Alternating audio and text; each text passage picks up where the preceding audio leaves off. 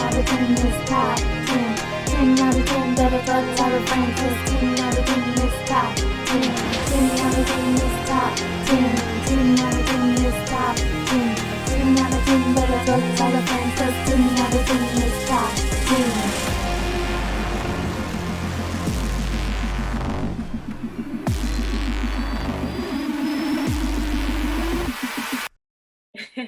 Hey, we're back for another episode. They haven't canceled us yet. Well, welcome back. I like your hat. Oh, I like your hat. But we're going to tell you guys why we're wearing these hats. But first, my name is Betty Bima. And I'm Gloria Altania. And we're the Pabulum Partners. And you're watching 10 out of 10. That's right, where we cover the latest and greatest on our top 10 list. And today is all about the top 10 things I wish I knew. Exactly. Now, Gloria, I don't know if you recall, but about 10 years ago, I had started writing a book. It was the year of unemployment for me, right? I didn't have a job. I had just moved to Los Angeles. And while I was doing like a little bit of contracted work here and there, freelancing, I was also trying to write my first book. And I had wrote almost like, it had to be like over 1,000 pages or something like that, something crazy.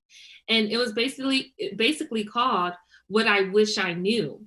And it had like information about high school, college, beyond college, relationships, money, anything you can imagine. You know, I just put in everything that I had learned over the years and what I wish I was taught when I was in like primary school or something, like elementary, you know. And eventually that book, I never came out with the book, and I know that there's like a whole line of those books out now, but my USB, the flash drive got destroyed, so I was never able to put that book out. Yeah, I remember that. I definitely remember that. And it was like a distraught for you, like you were just because like, I have 30 days on it. Man, but we have a chance here to kind of touch over some of those things that you put in your book. So I hope you're excited, you know. Yeah, I am. And we're wearing army, what they call this, army, not camouflage, but fatigue, army fatigue. It's camouflage. It's camouflage. And we're wearing these hats because this is what you need to get through in life. You need to be a soldier. Okay, you need to be a soldier that has some kind of helmet or shield that protects you from everything you're going to go through in life. Okay. Okay. Yes. So we just have these hats. When you said we are so you need to be a soldier, that song came in my head. We are so. Oh no! Don't even sing it. Don't sing the rest. Okay. That crazy memories from the past. Oh. All right. Well, you know what? Let's get started with our number 10 pick. Okay, I'm good with that.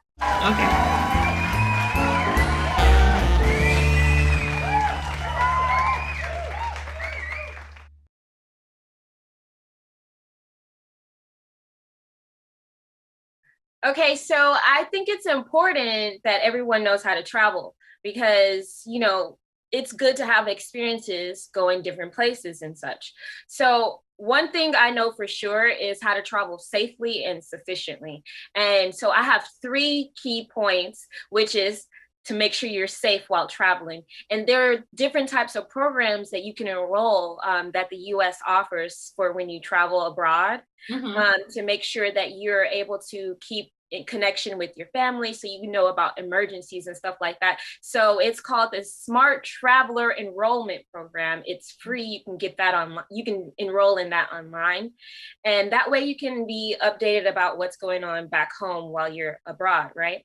Oh, that's good. Yeah, I never knew about that. Yeah, I just found that out because, you know, like it can be nerve-wracking traveling to a foreign land that you never been to, right? Yeah. And it's just like, you know, you're like, okay, well, is it going to be safe there? So it also alerts you about things that are happening in the area where you are there. Oh, so you have it on your phone, you know, make sure you get international service so that you're able to use it, and just be safe and be smart when you're traveling. That's the most important thing, because if you're unsafe, you can't have no fun. Yeah. So that's very important. And then you got to understand customs, and like import restrictions. So that's my number two. Like, what can you bring with you to this other country, and what can you bring back with you? You know, like certain seeds, certain foods you can bring back to the United States because we don't have it, and they don't want to mess up the ecosystem or whatever, because certain things grow in certain areas. Yeah. So, you know, just be informed about what you can bring and what you can take, basically, what you can pack. I try to keep it light because, you know, you don't want to carry a whole bunch of stuff with you. Exactly. And, you know, like, it's just, you're going to visit someplace else. What you need from here, except for clothes and like maybe like some protection things like money protectors and all that kind of stuff. And so then, what places have you traveled to so far? So far, I've been to Brazil, South America, a lot of places in South America. Brazil, I've been to Costa Rica, that's central. I've been to Mexico, you know, that's south too. Where else? Oh, I've been to Europe. I've been to Portugal and Denmark in Europe. Just, you know, I've been to Canada, you know, and I'm hoping to add more to my list. It's fun to be fluent in just culture, you know.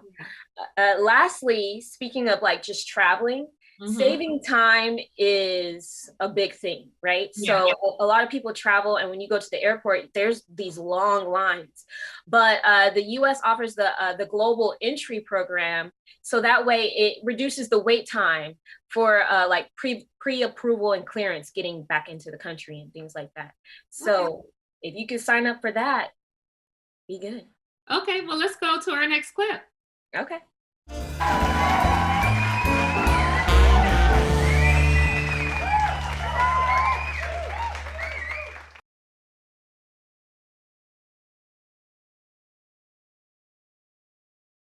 Okay, so that picture right there is actually of Dr. Ruth, and she's a 90-something-year-old woman who gives advice on sex health. And I've been watching her for a very long time. In fact, I learned a lot from her, which is crazy, right? But what better place to get wisdom than from someone who's lived, you know, she's lived. Yeah. So for sex health, you know, what I wish I knew at a younger age, I wish I knew ways to like protect yourself, and then personal hygiene is very important, and then knowing just exactly what different diseases are out there, and then what contraceptives are available. I think that's very important as a young person to know that, whether you're abstinent or not. And people should definitely know that before college, because there's been so many stories I've heard about in college where people have ended up, you know, with STDs or pregnant or things like that. But nowadays there's a lot of resources, right? You have a plan B, you have options. You know, if you just so happen to get pregnant, you also have a lot of different new advanced resources for protecting yourself as a woman. So now you don't have to rely on the male to provide all the protection nowadays. There's like no excuse, right? There's no excuse. So I think that's like something we should learn at a very young age, probably, well, you know, depending on your household and how open your parents are, but at least before you go to college, before you get into the adult world. You know, I think that a lot of schools are kind of like hesitant to really dive into teaching other people's children about that kind of stuff. But I think it's college. Yeah, college. But I feel like you're right. We should learn it before college, you know, and I think people should just enough with the being embarrassed or, oh, can I, you know, tell these people, these young children, well, they're young adults, not children. That's the thing, you know. Exactly. So let them be informed. They can make informed decisions. Yeah. You know, so. Yeah, let's go ahead and see what our next clip shows. Okay.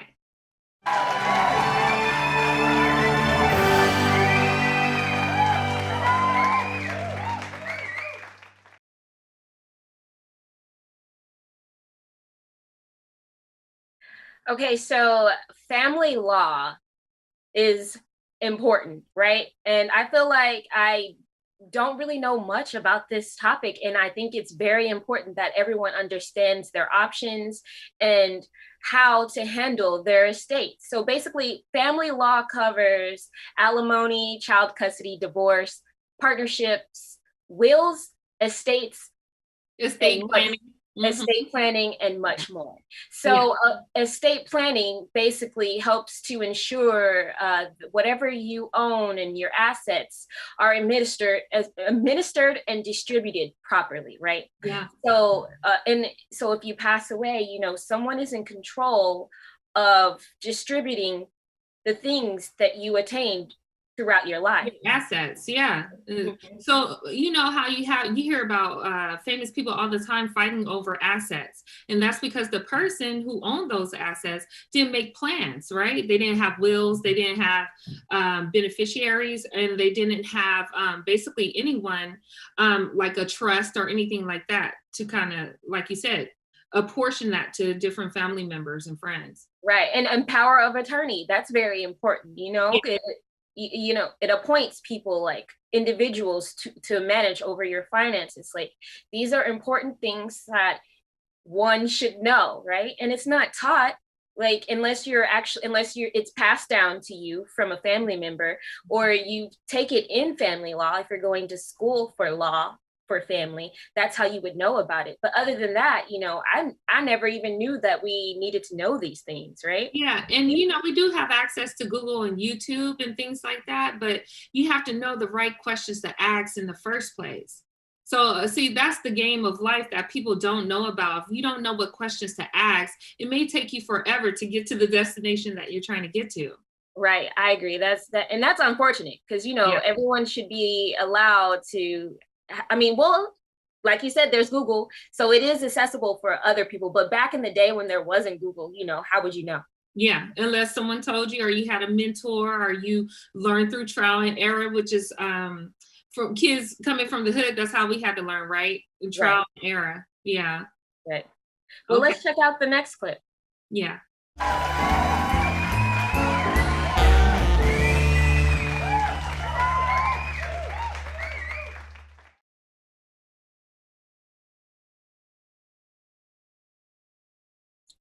Okay, so etiquette, one of my favorite topics of all times.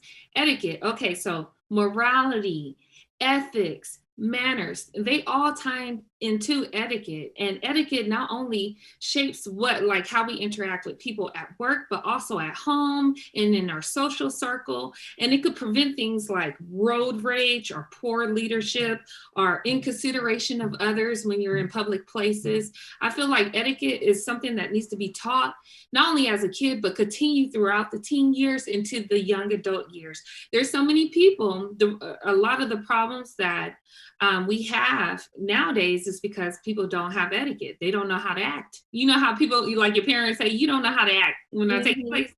So I have a little bit of rules. I'm gonna go through it real quick, okay? Here's some rules for etiquette, okay? For instance, tell people that they're on the speakerphone. So if you call somebody on the cell phone, let them know as a courtesy that they are on speakerphone, so everything that they say may be heard by others. Kirk Franklin, he had an incident where his son actually told him he was on speakerphone, but that's another thing. Okay, number 2, don't microwave stinky foods, especially at work. There's so many people, they'll come into work and they want to microwave broccoli, eggs, fish, I don't know, the worst things you could think of, oysters, and it's just like, be considerate of others. You're in the workplace, bring stuff that's not gonna infiltrate the whole building and people can't even work. Number 3, when you send an email, don't use all caps. It's just rude. You're yelling at everybody, okay? Calm down. Number 4, when you squeeze a lemon, whether it's for your tea or if you're putting it on fish, you want to shield the lemon so the juice doesn't squirt in my eye, okay? Number 5, never come to a party empty-handed. It's just inconsiderate and rude. You want to show that you appreciate being invited. Number 6, don't bring newborn babies to the movie theaters. And the airplanes are iffy. It depends. But if you don't have to take that trip to Hawaii, why are you bringing your newborn? Number 7, be careful about posting sensitive and very personal information on social media. We should not know some things about you That's for you and your inner circle. And number 8, the last one, always be on time and consider other people's time as well. This is the one I always have a problem with, but I'm working on it. I'm working on it. Well, you know what? I think I talk forever. I think you hit a lot of all the good points, and I don't need to add nothing. So let's check out the next clip. Okay.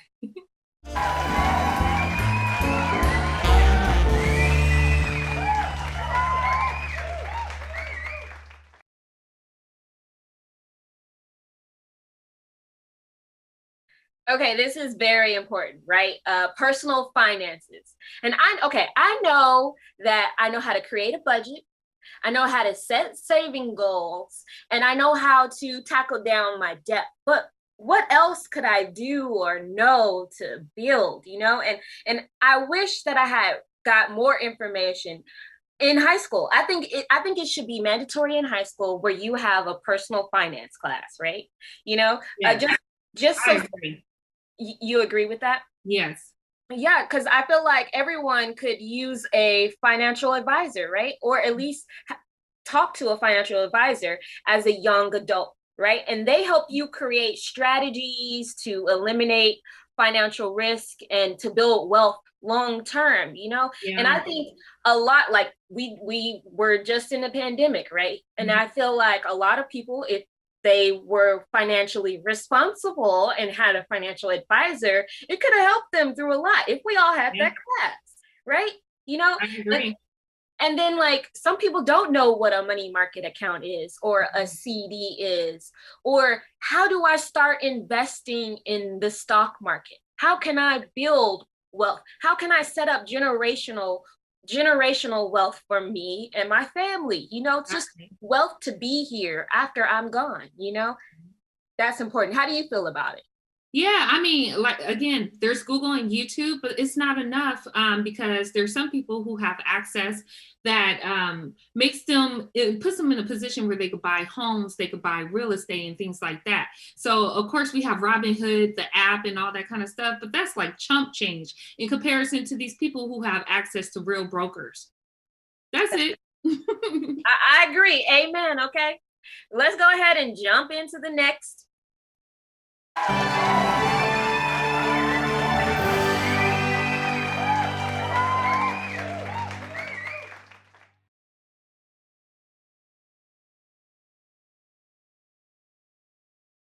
All right. So knowledge is power.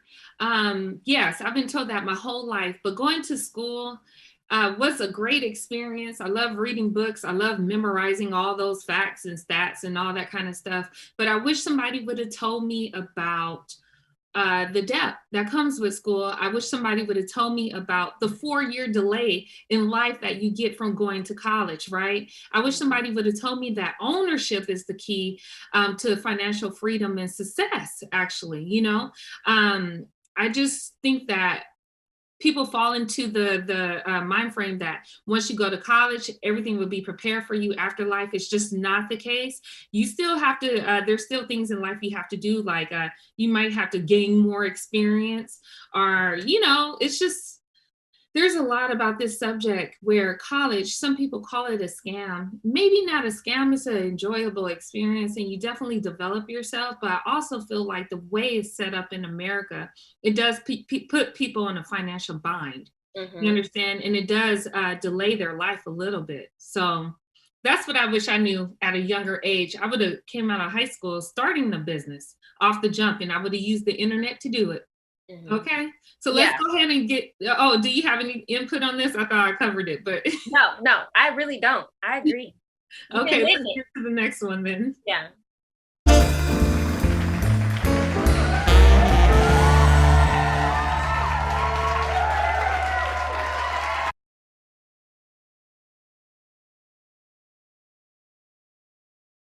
Okay, insurance is very important. I mean, you need it for everything in life. You need home insurance, you need renter's insurance, you need car insurance, you need health insurance, life insurance. There's so many insurances, and I wish that someone would have told me that from the get-go, and why it's necessary to have insurance to protect yourself.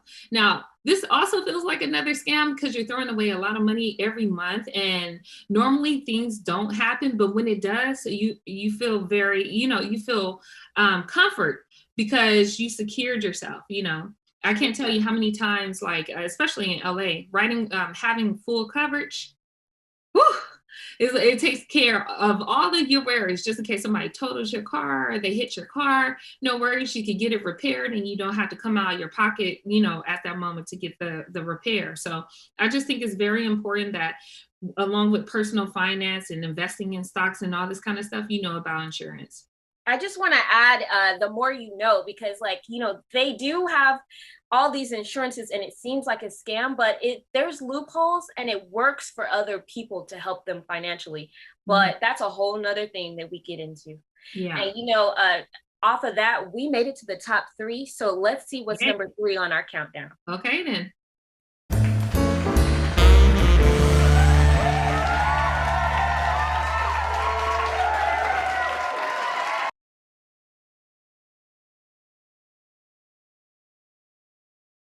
All right, so civil rights. This is a very important topic. It's a hot topic right now, and it has been for a long time. Like, since I was little, people have always talked about this, but no one has really gave us the guidelines or a list of things that we can do to protect ourselves if we are in the middle of a situation like people like George Floyd or Breonna Taylor, they find themselves in.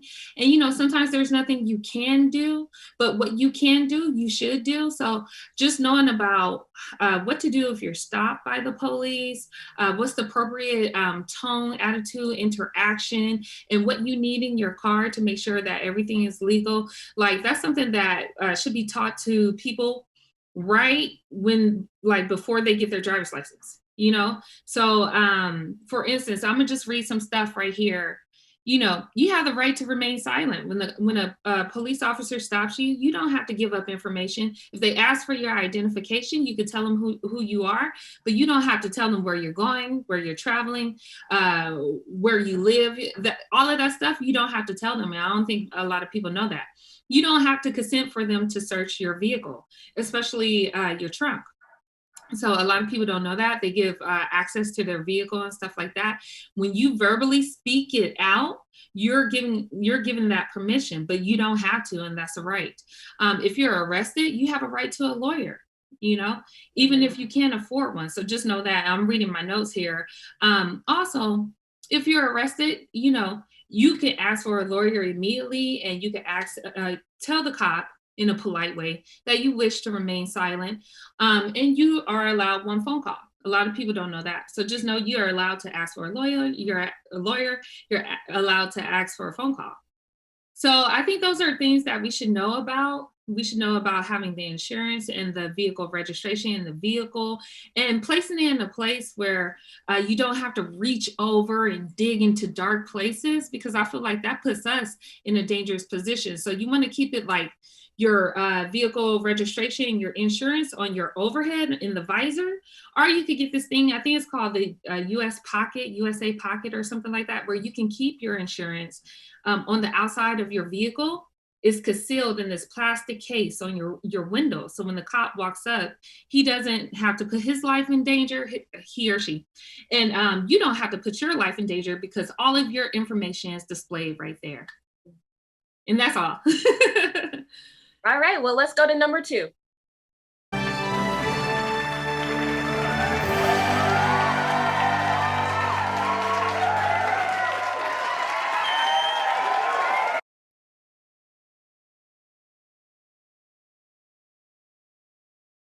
Real estate is very important. Ownership of land, ownership of just property is very important. Now, I don't know the full steps on how to purchase a home or acquire land and stuff like that without Google, right? Because it wasn't passed down to me, so I had to research it. But one of the first things you need to know is determine what you can afford. And by doing that, you need to get pre-approved for a mortgage loan, right? So you got to find someone who's able to lend to you so that you can purchase a home if you don't have the money outright. And then from that point, you need to make 3 to 5 times more your annual house income, right? And then okay, so say that you're approved for a loan, depending on what loan you get, because there's different types. There's the FHA loan, there's the conventional loan, and the VA loan. So the conventional loan is really, you have to have good credit for that in order to attain it, right? And then the FH loan is for first-time home buyers, and you wouldn't know that if you didn't research it yourself or it wasn't passed down to you. So I feel like classes on how to be a homeowner or just to acquire property is very important. It seems like something so simple, but from the area or neighborhood that we come from, it's just not passed down as much as it is in other neighborhoods, Yeah. How do you feel about home ownership? Yeah, I agree with you. I share the same sentiments. Yeah. Okay. Well, that leads us to our number 1. We made it there. It there. Are you ready for it? Yes, I am. I feel you are in particular. Let's go to number 1.